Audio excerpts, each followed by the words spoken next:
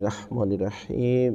بہت سارے دوست سوال کرتے رہتے ہیں قرض ہے لیکن قرض جو ہے وہ ادا نہیں ہو رہا اور بہت پریشانی میں مبتلا ہے، تو اس کے لیے بہترین ایک عمل ہے قرض سے نجات کے لیے۔ وہ کیا ہے کہ آپ ہر شب سورہ واقعہ کی تلاوت کریں۔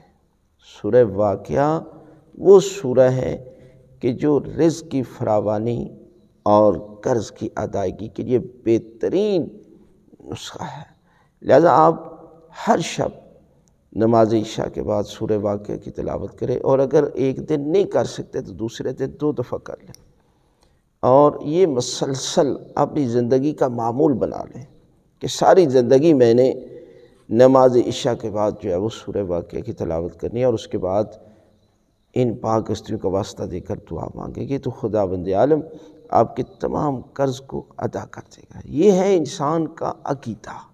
جب عقیدہ مضبوط ہوگا تو یقیناً اس پر عمل بھی مضبوط جو ہے وہ پیدا ہوگا۔